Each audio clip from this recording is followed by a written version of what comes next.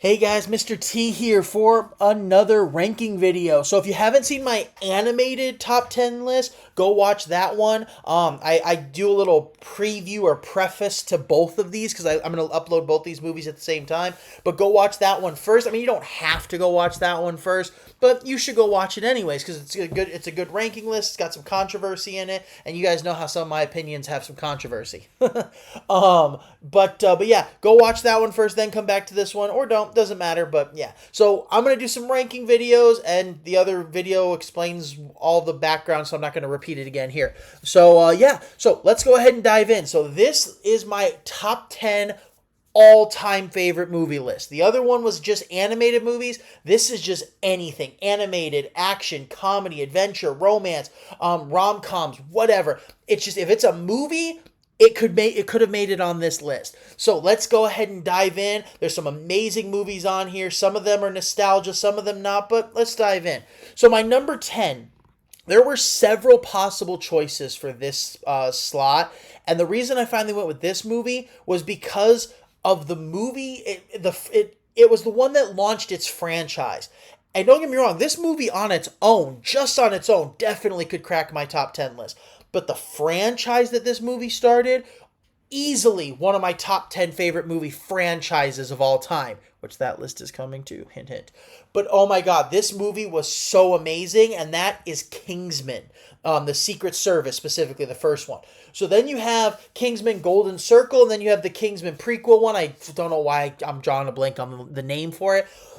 But the Kingsman series, I was so upset when I found out they were going to stop making these movies, which is weird because they actually grossed a lot of money at the box office and they seem to be making money. But these movies were so amazing. They had comedy, action, adventure. They had a love story in there. Not going to get into details because I don't want to get kicked off YouTube. But these movies were amazing. And then you had some of the character developments that you had from these movies, like Kingsley or whatever his name is. I always forget his name. It's Edgar Tarrington, the guy who plays him. I literally just watched this movie the other day and I can't remember his name. But again, you have him, you have Merlin, you have all these characters, and they're just, the development was great, the storyline was so fantastic, the animations, or the action, I should say, and the visual effects were so great. This movie just stands alone in a lot of categories. And again, the comedy was so funny. I mean, it was hilarious, some of the moments in this movie. And then Golden Circle, the second movie, same thing. So freaking hilarious. So this movie is a definite watch. Now, again, it is rated R, so just keep that in mind. It is definitely a rated R movie, so just keep that in mind if you're going to go watch it. Ask your parents first. All right. Now, for my number 9, this is not the last superhero movie on this list, but it's going to be, yeah, I guess it's not the last. I don't know. I lost my train of thought. But I lost my train of thought. Sorry, I thought it would be a funnier joke. But yeah, it's No Way Home, Spider-Man. So again, this movie was honestly, this is the only truly amazing Marvel movie that has come out since Endgame. No other Marvel movie is amazing. There have been a few decent ones, don't get me wrong, but basically the bar for Marvel fell off a cliff. It fell off the same cliff that Natasha fell off in Infinity War. Right? So, or technically Endgame. Well, no. Yeah, it was Endgame. So this movie, though, was phenomenal. I mean, I know there was a lot of fan service in there. I get it, but they did it in a way that it didn't feel like fan service. The way they brought back Andrew Garfield and Tobey Maguire, they did it in a way that would actually fit the story. Like, there's some movies where they bring in things or bring in people just to fit the service for the fans, and it doesn't actually do anything for the plot line. This movie actually gave a legitimate plot reason as to why these other Spider-Men were coming in to Tom Holland's world. And it was so amazing how they did it. And then, of course, the animations were great. The action was great. The story was so well put together. And then when Aunt May died, and again, If that's a spoiler for you, why the heck are you watching a movie ranking video and you haven't seen a movie that's 3 years old? That's on you. But when Aunt May died, oh my God, the emotion with it. I mean, this movie was so great. So we have Infinity War, Endgame, then we have No Way Home, and then we have all that other crap that's come out since. It was a huge letdown for Marvel after this movie. And again, Marvel hasn't gone downhill as much as Star Wars. Star Wars is just crap nowadays. Marvel is crap-ish nowadays. They do have a few good movies, but nothing compares to what Marvel used to be, and this was the last amazing Marvel movie. Now, my next movie, number 8. Honestly, this movie probably should have been 1 or 2 higher on my list, but again, there's some great movies on here, and that is The Dark Knight. This Batman movie, which is the second in the Dark Knight trilogy, is the greatest Batman movie of all time. It's the greatest single superhero movie of all time. So non-team-up superhero movie. This movie was perfect. It portrayed Batman in every possible way. The only real concern or real caveat that I had with this movie and with Christian Bale was his Bruce Wayne. His Bruce Wayne wasn't bad compared to some others. His Batman was amazing. And for anyone who's a fan of Batman, and Superman's the same way with Henry Cavill playing Superman. Henry Cavill was an amazing Superman. Christian Bale was an amazing Batman. Henry Cavill was not a good Clark Kent. And Christian Bale was not a good Bruce Wayne. For those of you who are just casual, avid, superhero fans, you're sitting here thinking, what do you mean they're the same person? But for those of you who actually know the comics, you know exactly what I'm talking about. So that was really the only critique of this movie I had was Christian Bale as Bruce Wayne, not as Batman. But the rest of this movie was perfect. It was phenomenal. And hands down, this will never change. I highly doubt there is ever going to be a villain in the history of cinematography that is ever going to beat Heath Ledger as Joker in this movie. The fact that he literally was so good at his role, he scared the other actors during filming. That's how good he was. You can go look up the interviews with them around the time this movie came out. Oh my God, he was perfect. Heath Ledger as Joker in this movie is probably the greatest acting choice other than Robert Downey Jr. as Iron Man. Those two are going to go down in cinematography history as the greatest acting choices of all time, and the Joker made this movie. If it wasn't for for Heath Ledger as Joker, this movie would probably still be a top 10 for me, but Heath Ledger as Joker, honestly, I probably would have put this movie a little higher. It honestly should be my number 7. I quite frankly, I'm still thinking to myself as I was making this list, and even now, I'm still thinking I probably should have put it at number 7. But the only reason I didn't is because it was the second movie in its trilogy. If this was the movie that wrapped up its trilogy, it'd be a little different. But yeah, everything else either wrapped up a great trilogy or it was nostalgia. So that's why it doesn't get higher on the list. But again, oh my God, this movie was amazing. Now, my number 7 is one of those trilogy wrap-ups, and then they went and made a 4th and 5th movie, which was garbage, so they destroyed the whole thing. But that is At World's End. I was going to put Pirates of the Caribbean, but I didn't want the title to be too long. But Pirates of the Caribbean At World's End, this movie wrapped up one of the greatest movie trilogies of all time. This trilogy was so perfect, there's almost nothing I can say bad about it. This movie wrapped up pretty much every loose end. It showed every possible scenario, and we got the death of the real villain and the redemption of the semi-villain and stuff. I mean, there were so many good and amazing things that happened in this movie, and the Pirates of the Caribbean series should have ended with this movie. The 4th and 5th, the 5th movie wasn't a total train wreck. It actually was decent. I still wish it wouldn't have happened. Pirates of the Caribbean 4 was garbage. It was like, they were basically just riding on the names of the actors in it. The movie itself, if you actually take out the fact that Johnny Depp and them are in the movie and just watch the movie itself, it is an utter load of hot pile of garbage, number 4. This movie, though, was phenomenal. I have almost nothing bad to say about this movie, and it did a great job of wrapping up the Black Pearl trilogy. Now, for my number 6, Harry Potter. Hands down, Deathly Hallows Part 2. The reason this isn't higher on the list is because, well, I mean, honestly, it's not because anything's bad about it. It's just the other movies are just better standalone movies.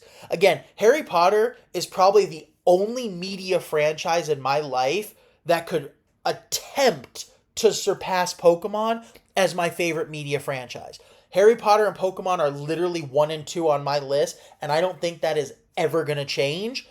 Deathly Hallows Part 2, it was amazing. It actually stuck to the book better than almost any of the other movies. Again, don't get me wrong, for some of you hardcore Harry Potter fans, I get it, I'm one too. There were still some things that were wrong with it. I get it. You're never going to get it perfect. Get over it.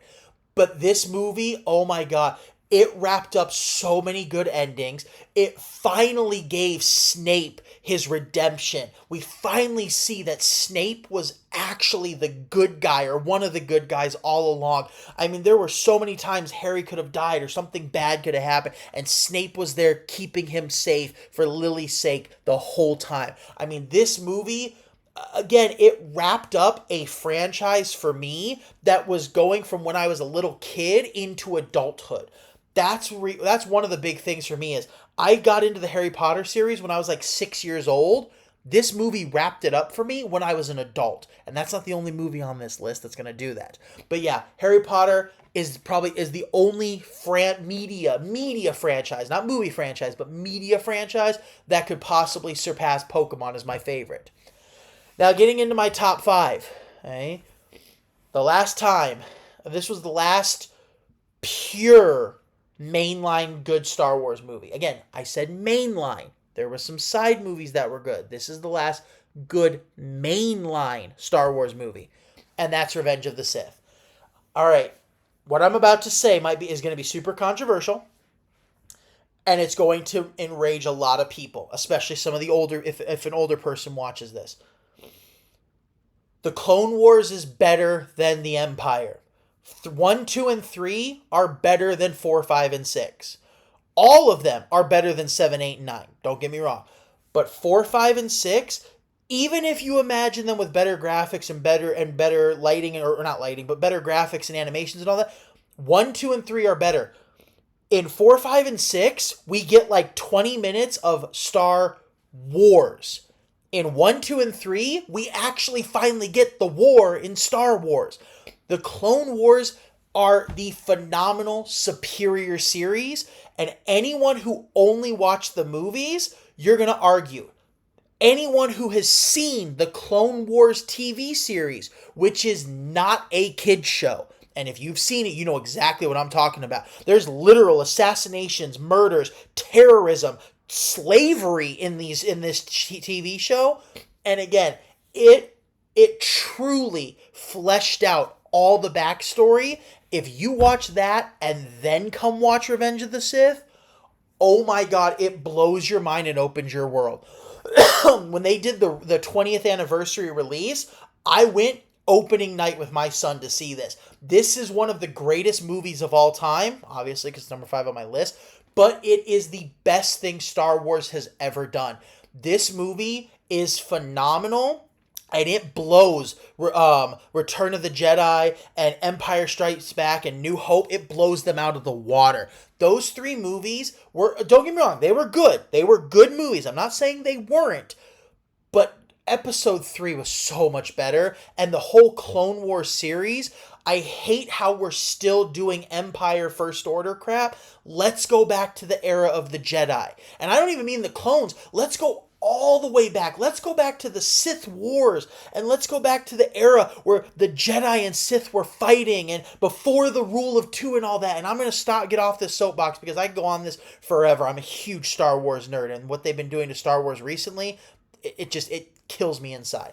But yeah, Revenge of the Sith, greatest movie of all time, and if they ever do a 40th anniversary release, I will be sitting there, hopefully with my grandkids one day. Now, my number 4, we're going to see a pattern for the rest of these. It's literally going to be a back and forth, and you're going to see what I mean here in a second. My number 4, is Infinity War. Again, Infinity War and Endgame, so I'm sure you can see some foreshadowing here. These wrapped up a multiple decade thing for me. Because remember, for those of you who are around my age, we watched Iron Man 1 when we were like elementary, middle school. We were just kids. We saw Robert Downey Jr., Tony Stark on the big screen, and we were blown away. We thought, oh my God, this is one of the greatest things ever. We then got close to 15 to 20 years of some of the greatest action movies of all time. And then we got the wrap up that it deserved. Again, Infinity War and Endgame, they had a few minor things, but it's that build up and that wrap up. I mean, you got to remember when people my age went to go see this movie, this was the beginning of the end for what was literally an experience that began in our childhood. I literally had a child myself by the time Endgame came out. So it's like these movies, these aren't just one-off movies for us. These are decades of build-up and emotional roller coasters that stuck with us. And those of you who were there from Iron Man in 2008 all the way up until Infinity War and Endgame, you know exactly what I'm talking about with this. So Infinity War is easily my number 4, and I don't think that's going to change anytime soon. Now my number 3 is Avatar: The Way of Water. This movie, everything Avatar, the original one, did, this movie kept it amazing. The animation, or the graphics, phenomenal. The storyline was so good. There were so many amazing things with this movie. And honestly, the only reason it's not number 1 is because I'm not a big fan of the water aesthetic. Right? Again, they did a phenomenal job with the water aesthetic. There was nothing they did that was wrong. I'm just not a water guy. I would rather be in the air and stuff. That's why I liked the original movie, hint, hint, because they were flying in the air, not in the water. So it's not that they did anything wrong. The movie was still phenomenal and they did everything right. I just didn't like the water side of it. So honestly, when the third movie comes out, hopefully either or it's supposed to be next year, when they introduce the fire tribes, that one might bump up higher than this and might even be to my number 1. But again, this movie was perfect. It's just that there was the water side of it that didn't really do it for me. Now, my all-time top 2. Again, these 2 shouldn't come as a surprise to anyone, and you probably already know what 2 they are. So number 2 is Endgame. Again, just like I said with Infinity War, not only was this a good movie just on its own, so even without the nostalgia and the build-up and the decades and all that stuff, it was just a good movie, period. Action, adventure, storyline, plot, all of it.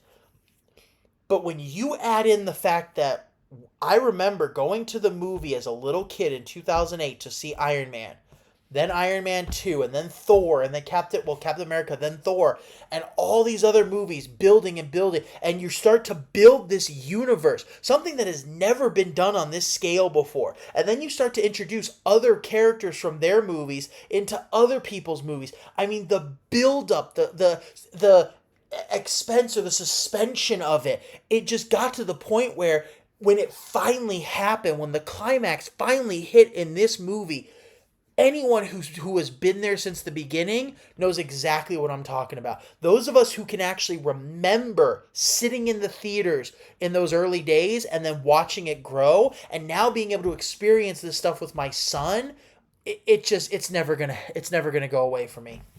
And then my last one, I've told people this time and again, and this should come as no surprise, my number 1 is Avatar.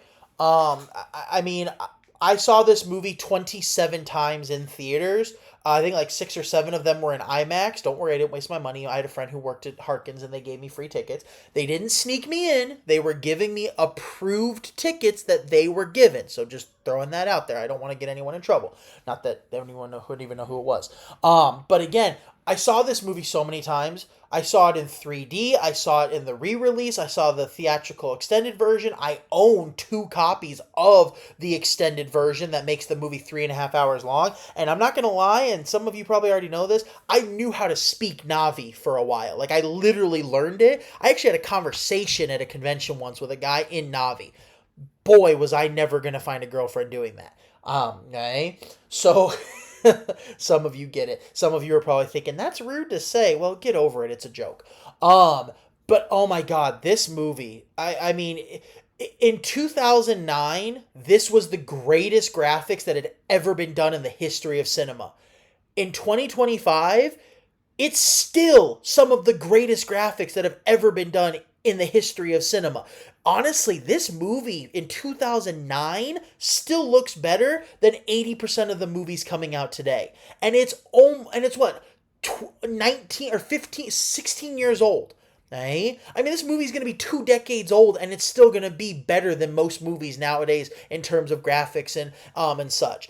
And the things they did in this movie, oh my God, the storyline and the plot, the flying aspects of it. I mean, even during the slow parts of this movie, you're still just grabbing on and you love every second of it. And I can guarantee the only movie that would ever possibly surpass Avatar is my number one is probably going to be another one of the Avatar movies, either 3 or 4 or even 5. They said that 3 and 4 have been confirmed. 5, they depends on how they wrap up the story. But I just love this movie, and I watch it at least once a month. My son loves this movie too. So that's my list, ladies and gentlemen. Some of it might be controversial, some of it might not. Don't take anything too seriously. If I said anything, if it offended you, learn to take a joke. And otherwise, why are you watching my videos? So just throwing that out there. So stay beautiful, Americans, and stick around for more videos.